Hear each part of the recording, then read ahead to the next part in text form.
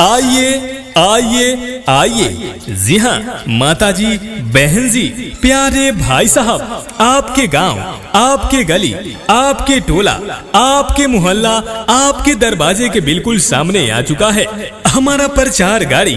जी हाँ माता जी, बहन जी, अक्सर माथे के बाल सस्ते संवरते टूट जाता है और आप उसे फेंक देते हैं, आपको कोई लाभ नहीं मिलता है।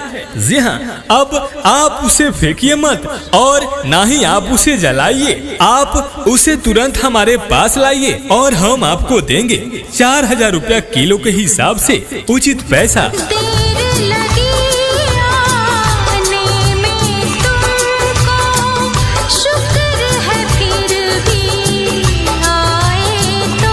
जी हाँ, यदि आपके पास 1 केजी बाल है तो आप हमारे पास लाइए और हाथों हाथ 4000 रुपया ले जाइए। जी हाँ, यदि आपके पास आधा किलो यानी 500 ग्राम बाल है तो आप हमारे प्रचार गाड़ी के पास लाइए और आप हाथों हाथ ले जाइए 2000 रुपया। और यदि आपके पास 200 ग्राम बाल है तो आप आइए और हमारे पास से ले जाइए हाथों हाथ 800 रुपया।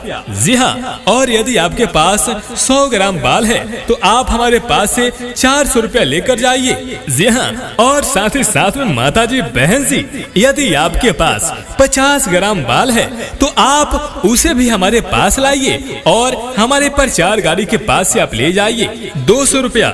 जी हाँ, यानी आप 50 ग्राम बाल लाइए और ले जाइए हमारे प्रचार गाड़ी से 200 रुपया। जी हाँ, तो है ना अच्छी बात, तो आप तुरंत आइए और तुरंत हाथों हाथ पैसा ले जाइए।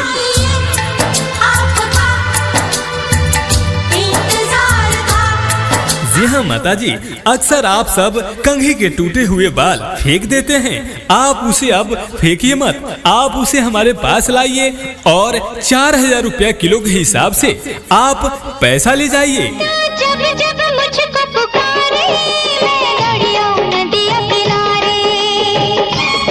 जी हाँ, हमारे प्रचार गाड़ी के पास आप कंघी के टूटे हुए बाल लाइए हमारे पास।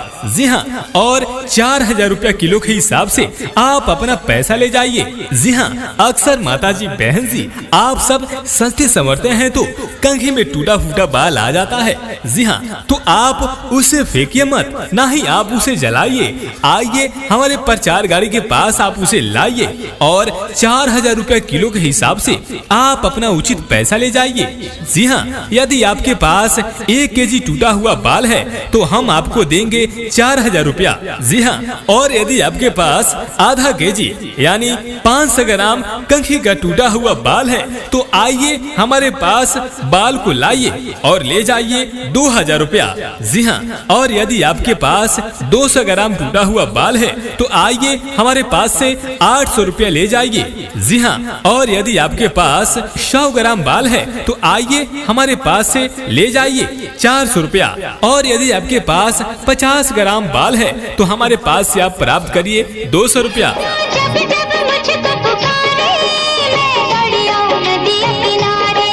हर पल तेरा रास्ता निहारे, दिल लगे नहीं तेरे बिना रे। मुझे सीने से लगा ले, मुझे आँखों में बसा ले, मेरे भोले साथिया, तुझे दिल दे दिया मेरा दिल। आइए आइए आइए, जी हाँ माता जी, बहन जी, प्यारे भाई साहब, आपके गांव, आपके गली, आपके टोला, आपके मोहल्ला, आपके दरवाजे के बिल्कुल सामने आ चुका है हमारा प्रचार गाड़ी। जी हाँ माता जी, बहन जी, अक्सर माथे के बाल सस्ते संवरते टूट जाता है और आप उसे फेंक देते हैं, आपको कोई लाभ नहीं मिलता है। जी हाँ, अब आप उसे फेंकिए मत और ना ही आप उसे जलाइए, आप उसे तुरंत हमारे पास लाइए और हम आपको देंगे 4000 रुपया किलो के हिसाब से उचित पैसा।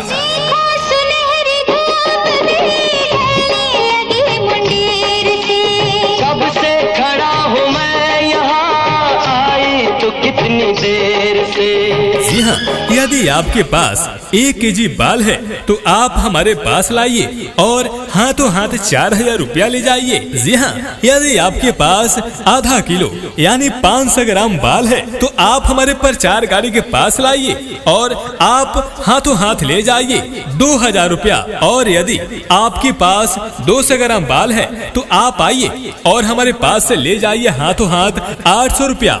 जी हाँ, और यदि आपके पास 100 ग्राम बाल है तो आप हमारे पास से 400 रुपया लेकर जाइए। जी हाँ, और साथ ही साथ में माता जी बहन जी, यदि आपके पास 50 ग्राम बाल है तो आप उसे भी हमारे पास लाइए और हमारे प्रचार गाड़ी के पास से आप ले जाइए 200 रुपया।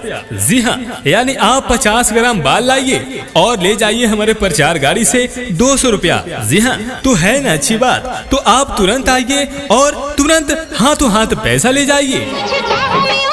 मुझे दिल में छुपा ले मेरे भोले साथिया, तुझे दिल दे दिया, मेरा दिल ले लिया। जी हाँ माता जी, अक्सर आप सब कंघी के टूटे हुए बाल फेंक देते हैं। आप उसे अब फेंकिए मत, आप उसे हमारे पास लाइए और 4000 रुपया किलो के हिसाब से आप पैसा ले जाइए।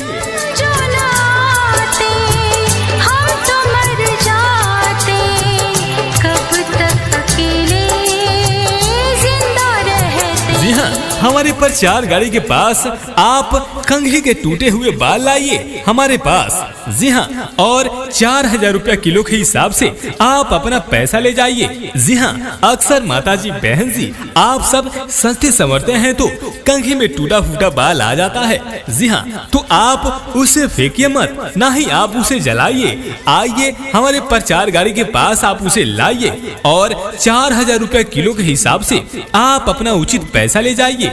जी हाँ, यदि आपके पास 1 केजी टूटा हुआ बाल है तो हम आपको देंगे 4000 रुपया। जी हाँ, और यदि आपके पास आधा केजी यानी 500 ग्राम कंघी का टूटा हुआ बाल है तो आइए हमारे पास बाल को लाइए और ले जाइए 2000 रुपया। जी हाँ, और यदि आपके पास 200 ग्राम टूटा हुआ बाल है तो आइए हमारे पास से 800 रुपया ले जाइए। जी हाँ, और यदि आपके पास 100 ग्राम बाल है तो आइए हमारे पास से ले जाइए 400 रुपया। और यदि आपके पास 50 ग्राम बाल है तो हमारे पास से आप प्राप्त करिए 200 रुपया।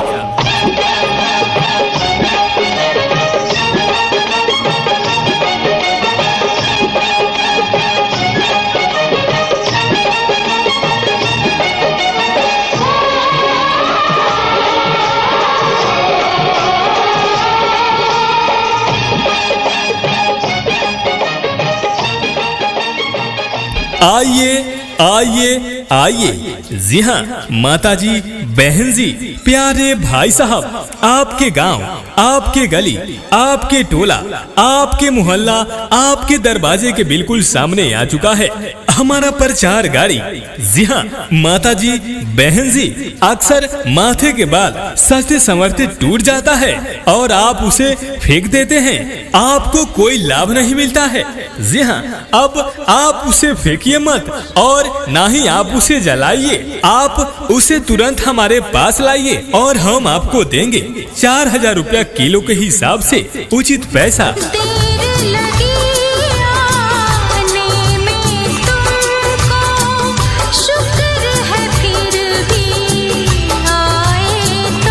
जी हाँ, यदि आपके पास 1 केजी बाल है तो आप हमारे पास लाइए और हाथों हाथ 4000 रुपया ले जाइए। जी हाँ, यदि आपके पास आधा किलो यानी 500 ग्राम बाल है तो आप हमारे प्रचार गाड़ी के पास लाइए और आप हाथों हाथ ले जाइए 2000 रुपया। और यदि आपके पास 200 ग्राम बाल है तो आप आइए और हमारे पास से ले जाइए हाथों हाथ 800 रुपया।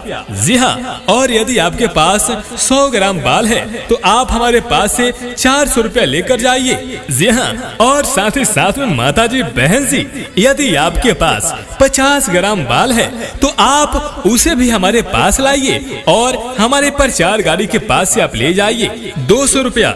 जी हाँ, यानी आप 50 ग्राम बाल लाइए और ले जाइए हमारे प्रचार गाड़ी से 200 रुपया। जी हाँ, तो है ना अच्छी बात। तो आप तुरंत आइए और तुरंत हाथों हाथ पैसा ले जाइए।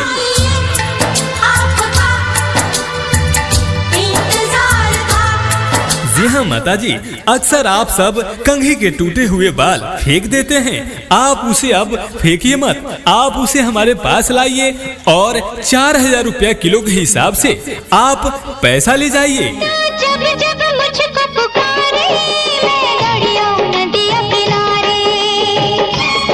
जी हाँ, हमारे प्रचार गाड़ी के पास आप कंघी के टूटे हुए बाल लाइए हमारे पास। जी हाँ, और 4000 रुपया किलो के हिसाब से आप अपना पैसा ले जाइए। जी हाँ, अक्सर माता जी बहन जी आप सब सस्ते संवरते हैं तो कंघी में टूटा फूटा बाल आ जाता है। जी हाँ, तो आप उसे फेंकिए मत, ना ही आप उसे जलाइए। आइए हमारे प्रचार गाड़ी के पास आप उसे लाइए और 4000 रुपया किलो के हिसाब से आप अपना उचित पैसा ले जाइए।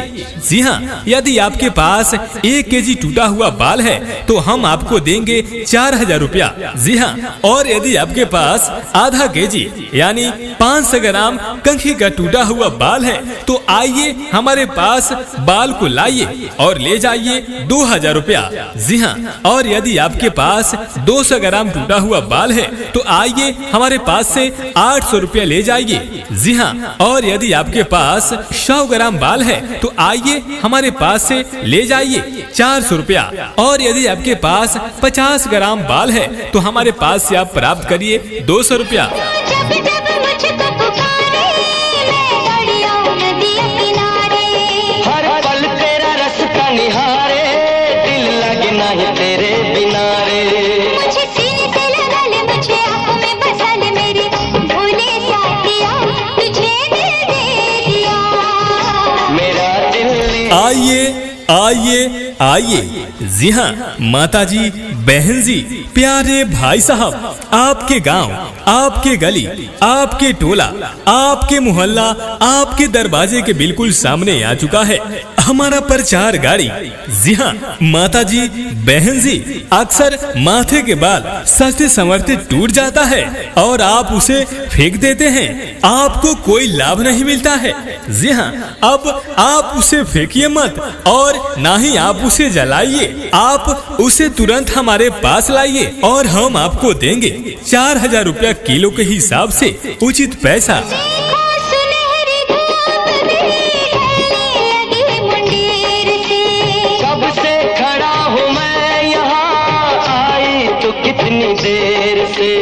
जी हाँ, यदि आपके पास 1 केजी बाल है तो आप हमारे पास लाइए और हाथों हाथ 4000 रुपया ले जाइए। जी हाँ, यदि आपके पास आधा किलो यानी 500 ग्राम बाल है तो आप हमारे प्रचार गाड़ी के पास लाइए और आप हाथों हाथ ले जाइए 2000 रुपया। और यदि आपके पास 200 ग्राम बाल है तो आप आइए और हमारे पास से ले जाइए हाथों हाथ 800 रुपया। जी हाँ, और यदि आपके पास 100 ग्राम बाल है तो आप हमारे पास से 400 रुपया लेकर जाइए। जी हाँ, और साथ ही साथ में माता जी बहन जी, यदि आपके पास 50 ग्राम बाल है तो आप उसे भी हमारे पास लाइए और हमारे प्रचार गाड़ी के पास से आप ले जाइए 200 रुपया। जी हाँ, यानी आप 50 ग्राम बाल लाइए और ले जाइए हमारे प्रचार गाड़ी से 200 रुपया। जी हाँ, तो है ना अच्छी बात, तो आप तुरंत आइए और तुरंत हाथों हाथ पैसा ले जाइए। मुझे बाहों में उठा ले, मुझे दिल में छुपा ले, मेरे भोले साथिया तुझे दिल दे दिया। मेरा दिल ले लिया।